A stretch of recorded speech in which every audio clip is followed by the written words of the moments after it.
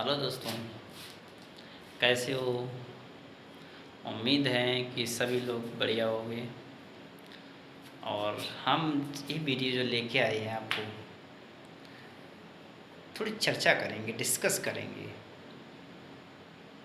क्योंकि बेरोज़गारी बहुत बड़ी समस्या हो चुकी है। और जब समस्या हो चुकी तो हम युवाओं को ही उसके बारे में सोचना चाहिए। कहते नहीं, दर्द यूँ बयां कर सकते नहीं क्योंकि वक्त के मारे हैं। दर्द बयां हम कर सकते नहीं क्योंकि हम दर्द के मारे हैं। क्या बताएं तुम्हें इस दिल लगी का। हर हर वैकेंसी पे दिल यूं ही मारा मारा फिर रहा है। तो जब भी कोई वैकेंसी आती है तो हम यूथ लोगों की तरफ बहुत बुरा हाल होता है। उसकी समस्या क्या है? किसी प्रकार की कैसे एसएससी अगर एग्ज़ाम करा रहा है तो हम लोग एक लालच के तौर पे उसको ये सोचते हैं कि यार इसमें शायद हो जाए वैकेंसी, शायद इसमें जॉब लग जाए। हम लोग दौड़ते हैं, भागते हैं, मेहनत करते हैं। परीक्षा का परिणाम नेगेटिव भी आता है, पॉजिटिव भी आता है। जिसका पॉजिटिव होता है वो तो संतुष्ट हो जाता है, और जिसका नेगेटिव है फिर मायूस होकर वो अंधेरे कमरे में चिल्लाता है, रोता है। फिर 2-4 दिन बीतता है, सोचता है कि चलो आने वाली वैकेंसी देखते हैं। समय बीत रहा है, साल गुजर रही हैं, नौकरी का कोई इंतज़ाम नहीं है। हमारे देश में इतनी बेरोज़गारी हो गई है जिसका सॉल्यूशन तो बहुत मुश्किल हो गया है। नौकरियां मिल नहीं रही हैं, सब चीज़ प्राइवेट हो रहा है, सरकारी ख़त्म की जा रही हैं। पता नहीं सरकार क्या कर रही है और क्या करना चाह रही है। और हम लोग पढ़े लिखे क्या करें, मजबूरी है। प्राइवेट का ही थोड़ा बहुत खर्चा पानी निकालते हैं, पढ़ते हैं, सब कुछ कर रहे हैं। ये दर्द इतना भयंकर है कि जिसकी कोई सीमा नहीं है। फिर भी दोस्तों, हम तो यही चाहेंगे कि आप सभी लोग जो भी चीज़ की कमी हो गई है उसके बारे में अच्छी तरीके से तैयारी करें और उससे दोगुनी मेहनत करें, जिसमें कि सफलता मिल सके। और जो टीचर की जो वैकेंसियाँ भी आ रही हैं, टेट है, सी टेट है, सुपर टेट की वैकेंसी आएगी, देखो 50-60 हज़ार की समथिंग बताई जा रही है। अभी नोटिफिकेशन तो कुछ आया नहीं कितनी वैकेंसी आई, कितनी, शायद अक्टूबर के आसपास कराई भी जाए या नोटिफिकेशन आए, कोई भी क्लियर नहीं है। सरकार चुनाव आ रहा है तो चुनाव तो में वैकेंसियाँ तो निकालेंगे, लॉलीपॉप तो दिखाएंगे ही। उन्हें खिलाना नहीं है, उन्हें सिर्फ दिखाना है कि नहीं ये लो, और लॉलीपॉप के चक्कर हम लोग सब लोग भागेंगे। दोस्तों, ये ज़िंदगी भी बड़ी अजीब है, कुछ समझ में नहीं आता है। जो आता है वो भी चला जाता है, क्योंकि पढ़ाई की एक उम्र भी होती है। और एक यूँ कहें कि ज़माना चेंज हो रहा है, सब बदल रहे हैं, टॉपिक बदल रहा है, सिस्टम बदल रहा है, सिलेबस चेंज हो रहा है, और कई तरीके की ऐसी जो प्रॉब्लम्स हैं जो बदलती जा रही हैं। एक छोटी सी कहावत है जो आपको हम थोड़ा सुनाना चाहते हैं। कहते हैं कि एक दिन की बात है कि एक दिन दर्द और दौलत की कहानी शायद सुनी भी होगी।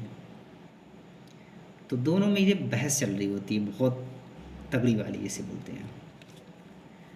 तो उसमें कहती है, एक दिन दर्द ने दौलत से बोला, पता है क्या कहा, कि तुम कितनी खुश नसीब हो, कि तुम कितनी खुश नसीब हो कि हर कोई तुम्हें पाने की कोशिश करता है। पता है किसने कहा था ये वर्ड? ये दर्द ने सिर्फ दौलत से कहा है। जैसे कि हम लोग हैं, हम लोग दौलत के पीछे भाग रहे हैं, क्योंकि नौकरी दौलत। तुम कितनी खुश नसीब हो कि हर कोई तुम्हें पाने की कोशिश करता है। मैं कितना बदनसीब हूँ, मैं कितना बदनसीब हूँ कि हर कोई मुझसे दूर जाने की कोशिश करता है। कोई नहीं चाहता कि दर्द आए मेरे पास, सब चाहते हैं कि दौलत आए, खुशियाँ आए। तो दौलत, पता है दौलत ने भी जब ये बात सुनी तो दौलत भी बोली, खुश नसीब तो तुम हो। पता है दौलत क्या बोली? खुश नसीब तो तुम हो जिसको पाकर लोग अपनों को तो याद करते हैं, जिसको पाकर लोग अपनों को तो याद करते हैं। बदनसीब तो मैं हूँ जिसको पाकर लोग अक्सर भूल जाते हैं। तो ये जो दर्द और दौलत की किस्सा बयां है ना, ये सब अपनी अपनी जगह बिल्कुल सही है। ज़्यादा लोगों को दौलत मिल जाए ना तो अपने इसके आगे कुछ समझती नहीं है। उसको ये नहीं समझ में आता है कि नहीं, अब वो सब कीड़े मकोड़े समझता है। और जिसके पास दर्द है हाँ, वो तो उसकी तो बात ही अलग है। वो तो ना समझना किसी की कोई पता ही नहीं क्या है क्या नहीं। तो कुल मिला के दोस्तों, हमारा सिर्फ कहने का मतलब ये है कि दौलत मिले तो घमंड नहीं होना चाहिए, दर्द मिले तो उसको सहन करो और कोशिश ये करो कि हमें उससे छुटकारा मिले।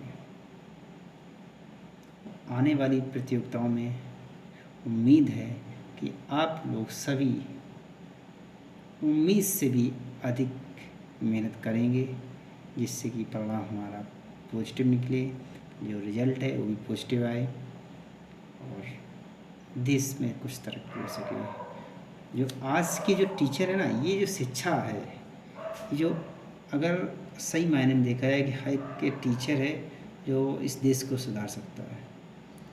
क्योंकि पढ़े लिखे नेता अक्सर इतने हैं नहीं, वो तो गुंडागर्दी और नेता नगरी इन चीज़ों से, फालतू वाली चीज़ों से दहशत करके अपनी सीटें बना ली। कोई कुछ बन गया, कोई कुछ बन गया।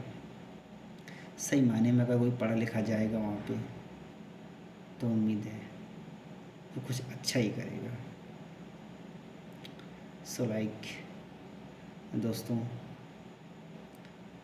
उम्मीद है कि बेहतर से बेहतर प्रदर्शन किया जाए और हम ये भी चाहते हैं कि वीडियो जितना शेयर हो सके उन युवाओं को कहिए जो मायूस बैठे हैं। ये मेरी कहानी भी है, क्योंकि हम भी अभी बेरोज़गार ही हैं और स्ट्रगल कर रहे हैं, लेकिन हिम्मत नहीं हार रहे हैं। चलो हम भी कहते हैं, ऐ ज़िंदगी तू कितना दूर हमसे भागेगी, ऐ ज़िंदगी तू कितना दूर हमसे भागेगी। मैं भी बड़ा बेशरम हूँ, जितना तू दूर भागेगी उससे दुगना मैं तेरे पीछे आऊँगा। जय हिंद, जय भारत।